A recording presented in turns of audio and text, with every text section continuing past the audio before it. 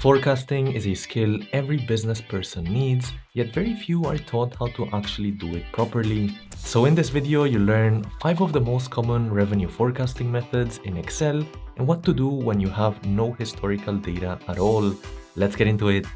First up, we've got the top-down method, which is particularly useful when you don't have any historical data. For example, here in this Excel file, suppose we're opening up a new store or a new project. In this case, we're gonna go for setting up a new coffee store. By starting from the top, we mean that we start with the general market. So let's suppose that it's for a small town and there's about 40,000 people in that town. Then we need to assume how many of them actually drink coffee, maybe some prefer tea or they just drink it at home. So let's say 25% of them buy coffee out. And then how much of that 25% will we be able to capture with our new coffee store? Maybe some are already loyal to Starbucks, so it can't be 100%, right? Let's say we go for 4% there. How often will they come? Let's say that on average is 4 times a month. The average order value, it's $7. Maybe that's a coffee and also some kind of pastry. And then over here, we've got the monthly market growth. So overall, it has 40,000 people right now in the town, but maybe this town is booming. There's more and more kids. And so they're gonna become adults at some point. So we want to have some kind of an increase there. And then lastly, we have the monthly market share increase. So because this is a new project, we're hoping that over time, more and more people will learn about our coffee store. Hence why we have that growth rate here. So we're ready to start modeling this out. The local population is simply the 40K, and we can lock that with the F4 key. The coffee buyers, that's going to be the 40K multiplied by that 25%. And let's make sure we lock that part with the F4, hit enter there. Then that target market share is going to be that 4%. Let's lock that one as well, just in case. And the active customers is simply going to be the coffee buyers multiplied by our market share, which is going to be 400 people. We've got a total of 4 visits per month. So we're going to put a 4 in here for the month of January. And therefore the transactions is just the active customers by the number of visits that they have. So it's 16,000 in total. The average order is $7 for now. So we'll press the F4 key there. And finally, the revenue is simply the average order multiplied by the number of orders. So that's the transactions, and hit enter for 11,000 on month 1. For the other months, it's where it gets a bit more exciting because of all those different growth rates. So firstly, the local population is set to increase. So in parentheses here, we'll put 1 plus, and then that market growth rate. So that's going to be 0.2%. Press the F4 key here to lock this one, and then close up parentheses and hit enter. And we're ready to drag this along. So all we need to do is press Ctrl R to drag that to the right. Let's double check by clicking on the last one, and you can see it selected that same value. So that's all good. Then for the coffee buyers, it's that same formula. So Ctrl R will drag that to the right. The market share is going to be increasing. So it's going to be the 4% plus 0.1, and lock that one with F4, hit enter and drag that to the right with Ctrl R. Now the active number of customers, that's going to vary as well. So it's going to be simply that same formula as before. So Ctrl Shift right and Ctrl R. The number of visits we're keeping constant. Let's lock this one with the F4 key here. And then we just need to drag that to the right. And then for the transactions, that's going to be that same multiplication, and same thing with the order value. So Ctrl R on those two. And finally, for the revenue, it's also going to be that same calculation. So Ctrl R, and you can see that over time, this number does go up a fair bit. And that makes sense given these two growth assumptions that we have. Now for the total of the year, it's simply going to be the sum of all of these. Ctrl D to drag that down. For some of them, it's not going to be the sum though. So let me do the ones that are sums for transactions, also for the revenue, and also for the active customers. The other ones, we can simply take the average. So we're going to select the average of all of these. Same thing with this one, that's going to be the average. And finally, this one down below as well, it's just going to be $7 because it hasn't varied. So that's how you would go about doing a top-down forecast, but it does come with some limitations. The main limitation here is the market share. So if we have a look at the model, we've got a 4% assumption, but we don't really know whether that number is accurate. It might depend on how well our marketing is, where our store is positioned, and other things like that that are not that obvious to make an assumption with. So if I change this from 4 to let's say 8%, you notice how the numbers vary quite a lot. So that's probably the biggest limitation in the model. Next up, we have the opposite of the top-down method, which is the bottom-up method. Let's have a look. This one starts with what you might find inside of the store. So we're saying we've got a certain number of customers coming in per day. Then we're saying that next month we're gonna have an increase of 4% as it's still a new store, so more and more people are discovering it. We've got the average order still at $7. And then here we've got the number of days that we're open for weekday and weekend. And finally, we might have some variation, right? Maybe weekend traffic is slightly less than a weekday, so we're saying 80%. Before we get into the monthly forecast, I have noticed maybe we should name this something like weekday customers. So we also have that split for weekday, and we've got the weekend ones over here with that 80% assumption. So let's have a look at the model now. It's gonna be equals to that 65 for that weekday customers per day. Then for the weekend customers, it's gonna be that 65 multiplied by that 80% as we have less traffic on the weekend, or that's what we're assuming at least. The weekday open days, it's gonna be the 22 right here. Press the F4 key. Weekend open days is gonna be the 8. Press the F4 key again. The total monthly customers is the 65 multiplied by the 22 days as it's on a per day basis, plus now the weekend ones. So that's gonna be the 52 multiplied by the 8. Then the average order value is simply the $7, much like before. And finally, the revenue is simply one multiplied by the other. With that, we're now ready to move on to the different growth rates. So let's have a look here at February. It's going to be equals to the 65 times in parentheses 1 plus the growth rate. So we're saying the monthly customer growth is going to be 4%. Let's lock that with the F4 key. Then the weekend customers, we can just drag that along as we still have that 80% locked in, and then this top part moves along. For the weekend opening days, this is not going to vary. So let's actually just move this to the side, Control R. Then these are not going to vary at all. Same thing with this one. So just Control R right here. And finally, the $7 as well, that stays fixed. So we can just use that same formula and drag that along to the right. This one was a bit easier as we only have that one growth rate assumption. And now for the totals of the year, let me fast forward that.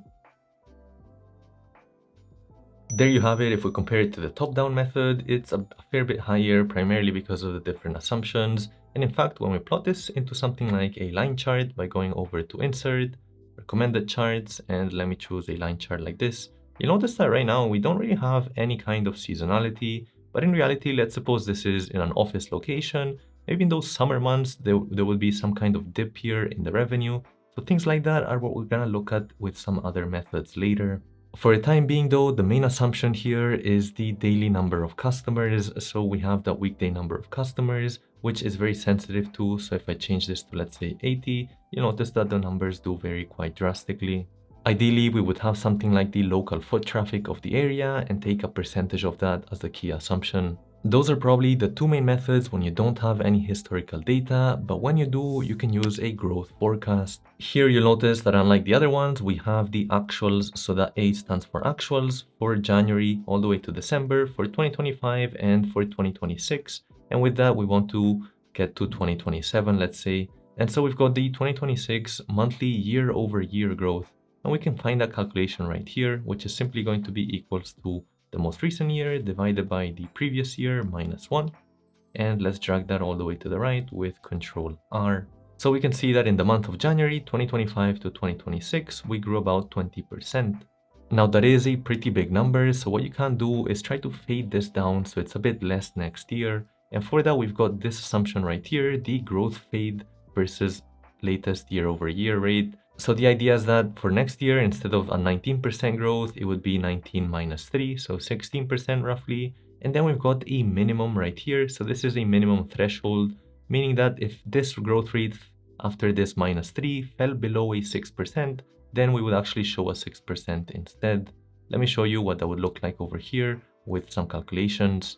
First, we've got the 2026 actuals. So that's pretty simple. It's just taking it from above and Control R all the way to the very end. And then the 2026 actual year-over-year growth. So that's going to be these figures right here as well that we already have, and Control R. Then for the applied 2027 estimate growth, it's a bit tricky of a calculation. So we'll actually start by putting a max function. And the start is pretty simple. It's just that 19% minus that 3%. Make sure we lock that with the F4 key. That said, we've got this minimum, right? So we need to put a comma. And right here, we need to add that 6%, press the F4 key, and I'll explain what this does in a second. So right now you can see that we've got 16.3% because it's at 19 minus that fade, because we don't think it's sustainable to hold a 20% growth there. So now, instead, let's suppose that we actually only had a 4% growth. Hit enter there. You'll notice when that's the case, this reverts to a 6% as that's the minimum threshold. So whenever it dips below it, we have that minimum. And generally in financial modeling, you'll find this type of minimum if you don't think it can or it shouldn't fall below a certain threshold. That's what we have right here. Now we can drag that to the right and Control R. And finally, the actual revenue for the year, it's going to be equals to the 2026 figure multiplied by, in parentheses, 1 plus that 16%, close up parentheses and hit enter, shift right and Control R to drag that all the way to the right. Then here we can take the average. And for this last one, we'll just take the sum and hit enter. Unlike before, because here we do have that historical data, we can actually account for seasonality. So all of these figures, we can see with that growth rate that it does dip somewhere around here, where it kind of slows down a little bit. It does go fast at the start, and then it slows down maybe around here. Actually, if we plot the data, let's suppose we plot this 2026 figures. Right here, I'm gonna go over to Insert, Recommended Charts, and you'll notice we have that slight bit of a dip between July and August.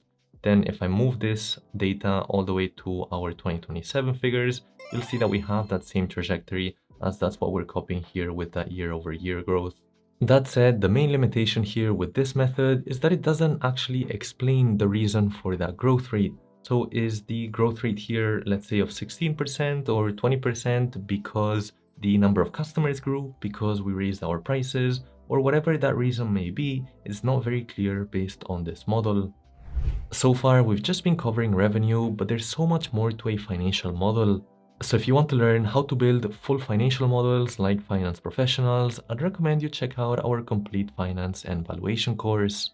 In the course, first we cover financial statement analysis using Apple's Real Annual Report as an example. Then we get into financial modeling through a 3-statement model on Apple. After that, we begin the valuation phase where you learn to do a discounted cash flow, a comparable company's valuation, and a precedent transactions valuation on Apple, looking at the real financial statements to eventually derive a valuation range.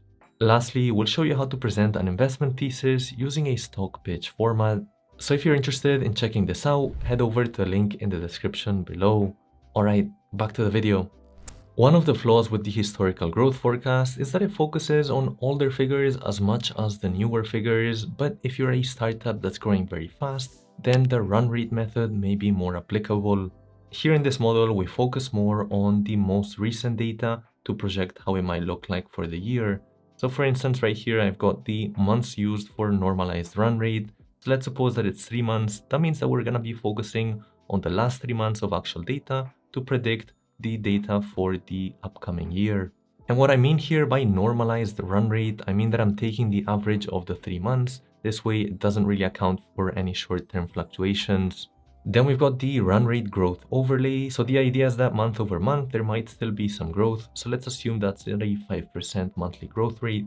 So the first thing here, the normalized monthly growth rate, is we're taking the average of the last 3 months. And then I need to remember to lock this with the F4 key. Hit enter there and drag that to the right with Control R. So you'll notice that that number stays the same for the entire year.